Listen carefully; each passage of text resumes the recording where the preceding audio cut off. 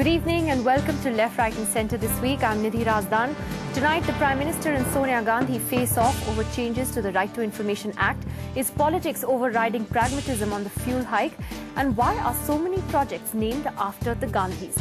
Joining me on the show tonight, BJP spokesperson Mr. Rajiv Rudi, Congress spokesperson Abhishek Singhvi, from the CPM Mr. Prasenjit Bose, the editor of the Business Standard Mr. Sanjay Baru, and the Chief Information Commissioner Dr. Wajahat Habibullah.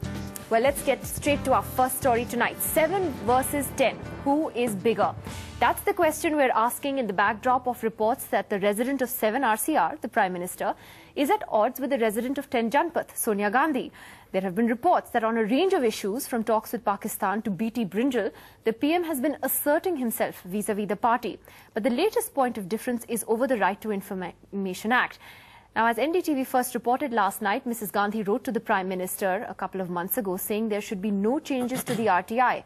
But the PM says the Act does need changes, specifically that the concerns of the judiciary have to be addressed. The Chief Justice has been arguing that judicial appointments and deliberations should be kept out of the RTI's ambit. Let me then, of course, direct that question to Mr. Habibullah. Can you shed some light on what exactly is going on behind the scenes? So far as this is concerned, I think a great deal is being made of a very minor matter. The government, the President, in her address to Parliament at the opening of the new Parliament, had mentioned that she felt that it was, and she was actually naturally speaking for the government, that amendments were necessary to strengthen the law. After that, there's been a lot of discussion on the subject. And this is simply another aspect of the discussion. There will be discussion. People will have ideas as to what to do and what not to do.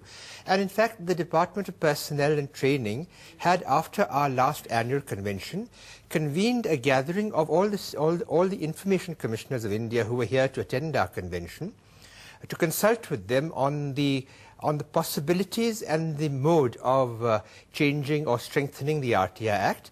The suggestions that were made then, I had given the keynote address on that occasion, and the consensus of the commissioners at that time was that no real amendments were really necessary. The rules did require to be changed, and the areas which the DOPT had suggested were the areas where the changes would be necessary in the Act. We felt were not necessary at all in the Act, and this could be really covered by the So you think that some of the changes that are being talked about, for example, keeping judicial appointments out of it, do you think that would weaken the RTI? That was not something that was discussed in that meeting. But what, in your opinion, does that weaken the RTI? Well, you see, keeping anything out of it, it now covers everything, and there are also a number of areas which are exempted from coverage under the RTI.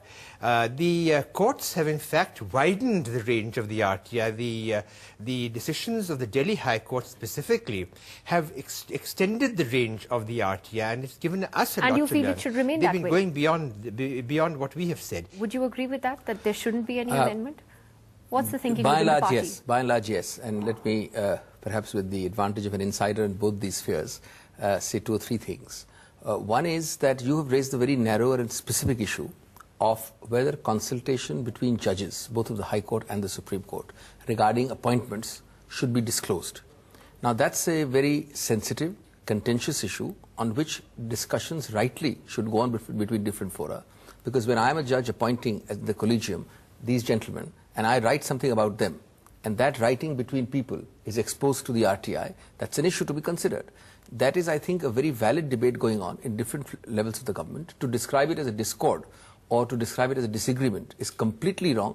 But there is a feeling that our appointments are shrouded in this veil of secrecy. No. Nobody really knows why a judge is appointed, how it's done. Under the Supreme Court judgment on appointments, the way appointments are now made are collegiums at the High Court and the Supreme Court level. A collegium consists of judges who discuss prospective appointees, write good, bad or indifferent about them. Now, you can't have that writing disclosed easily because that will affect the candor of communication, the candor of exchange. And I'm not saying this is right or that is right, a different view can be taken, but that's a legitimate point of view to be discussed, and there can be differing viewpoints. Tuba.com